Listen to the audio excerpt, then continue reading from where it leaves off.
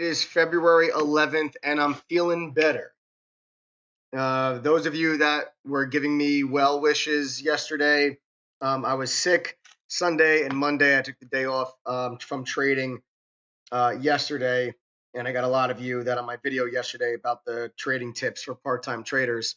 A lot of you with the well wishes and everything, hoping that I get better quickly, and thank you for that. And I do feel much better today. And I did trade today. One and done today was all it took.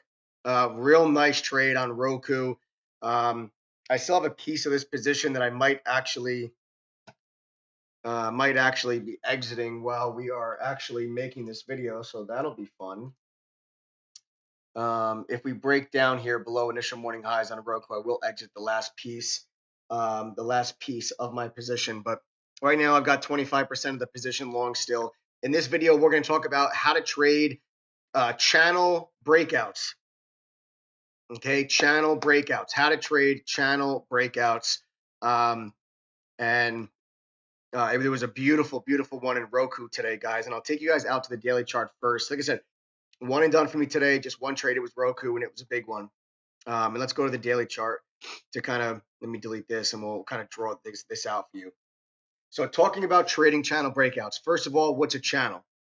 A channel is a very clearly defined range that a stock is trading in with very clearly defined support level and very clearly defined resistance level. Now, channels can trade sideways, channels can be sloping upward, channels can be sloping downward. Okay, but either way, it is a consolidation that when broken typically leads to a directional move. So when you identify these channel consolidations, first thing you're going to want to do is check to see how long this channel has been created, how long has been trading in this channel. The longer that stock is in that channel, the more coiled up that stock is going to be. A stock that's in a 3 or 4 day channel is not going to have as powerful of a move as a stock that's in a 1 or 2 month channel, especially if it's a volatile stock. That's the key that I want you guys to focus on with this Roku trade, because before Roku was in its consolidation channel, it was a very volatile stock. Okay, this stock was moving big. You look at the daily moves. I mean, the size of some of these candles were just massive. You know, you're talking about $10 moves within a single day, sometimes more. Not to mention the size of the moves when the stock picks direction were tremendous. So Roku is a high volatile, high growth name that does not like to trade in consolidation channels. This stock likes to move. It likes to move quickly. It likes to have a lot of range. So when this channel started to form, okay, we have kept this Roku trade on watch for several days now. Several days we have had Roku on watch as it's been trading within this channel. You can see very clearly an area of resistance on the top end of the channel and an area of support on the bottom end of the channel, creating this downward sloping channel. Okay, this downward sloping consolidation. And today we gapped above, for the first time, we gapped above this resistance line that's been holding this stock inside of this consolidation. All right. So coming into the day today, Roku was the #1 stock on my watch list. It reports earnings this week on, I believe, after the close on the 13th is when they report earnings. And you have the stock gap up here above this resistance level. And as soon as we had that gap up, I said pre-market, my #1 play today was Roku long to try to get a move up into the 140s. Okay. We got all the way up to 142 and change. 142.45 is the high of the day today. I caught like a 4.5 point move on the bulk of my position in Roku. So a nice trade. And I still have 25% of this position that I ended up giving back some profits on, because you can see we're putting in this nasty tail here. And if we don't recover here quickly going into the bell, I'm going to drop this because I just do not like the way we're closing there on the daily chart. And the stock does report earnings in a couple of days. Okay. But let's get to kind of the trade here. And let's talk about how to trade these consolidation breakouts. When you get a gap, okay, when you get a gap above or below one of these trend lines that create the channel, you look for that level to then become an area of support if you're breaking the resistance to the upside, or if you're breaking the support to the downside, you look for that to become resistance. So on the flip side, if Roku, let's say, gapped down to here today, you look for this level to become resistance because that was your prior support line. But we gapped up today, so you look for this prior resistance level to then become support, which is exactly what we had happen today. Okay, so there's your support level. All right. So when you gap above that, you look for that line to then act as an area of support. That's exactly what we did today. Now let's draw a line across. Okay, let's draw a line across. Here we are. There's our, let me try to draw this out. There we go. So there's our line, right? So there's where this downtrend line on this channel meets today's price action. So I'm going to leave this line there. That's the support level that we want to see hold. When we go to the intraday chart, look what we have here. Okay, look at what we have here. Look at where that line lines up perfectly with the low of the day. Okay, I'm going to keep an eye on this, guys, because if we break below this level right here, which is the initial morning high, I'm going to exit the last piece of this position. So I'm going to keep eyes on this as I'm here making this video. Let me get my orders out.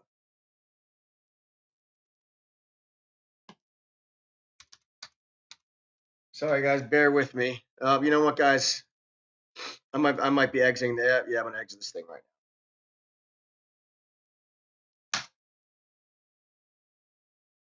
now. All right, now I just have to send out my trade alert.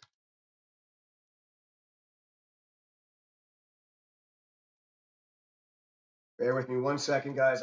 You're getting a glimpse of real time me sending out trade alerts in the chat.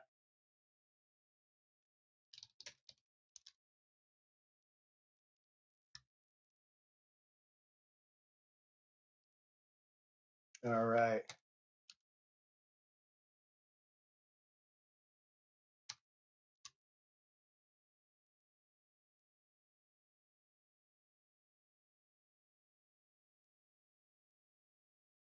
All right, guys. So now I just said that was me exiting the trade, me sending out the alert in chat, and me sending out the text message alert that gets sent out to everyone's cell phone. So in case you can't be in chat during the day, you get the alert sent to your cell phone. So that's what I just did in the matter of those couple seconds. So now let's get back to the trade itself. Okay. So here you guys have, we gapped up above that level. Remember, we go back to the daily chart. This is the line that I just drew. Let's delete this downtrend line. Okay. But that's this horizontal line. This horizontal line is where this downtrend line meets. Okay. That's the level you want to see now hold support. Look at where the low of the day lines up today. Is that not incredible? How the low of the day lines up perfectly with that same area, okay, that we were looking for support. So right off the bell, we pulled in off the bell, touched that level, and shot right off of it. And I got long right inside of this candle, guys, right there. I've taken my trade announcements on the day, which now these will be updated. I got to grab them from chat because I just exited the last piece. But here's the entry at 9:35 in the morning at 134.79 off of that support level that we just identified. Okay, and right away we just exploded off that level. That shows you how strong that support level actually was. And I just started peeling some profits off the table because that was such a big move so quickly. I took 25% of my position off the table at 137.26. And then as we extended, I took the bulk of my position off the table right there at 139. You can see here, took more off at 139. This trade only lasted about 5 minutes on the bulk of the position. That's how quickly the stock moved. But again, my trade simply lasts a lot longer than that. I just sold my last piece now. It's 3:20 in the afternoon. I got long at 9:35. But when my profit targets are reached, I'm acting. I don't care if my profit targets are reached in 5 seconds, 5 minutes, 5 hours, or 5 days. I'm acting when my profit targets are reached. And then you can see we got some really good follow through and continuation. And I really liked the relative strength that we had on ROKU today. You can see ROKU trading up here, holding the highs of the day all morning, during lunchtime. And that's while the SPY started to pull itself back in. So I was saying, okay, relative strength there on the SPY. We're trading lower now as we get closer to the closing bell. But relative strength as the SPY was pulling itself in the morning, ROKU was holding up very, very well. So I thought ROKU had a chance to push higher, but you're getting just too much weakness in the overall markets, just pulling a lot of the large cap names down with it. You guys take a look at Amazon getting pulled down with it.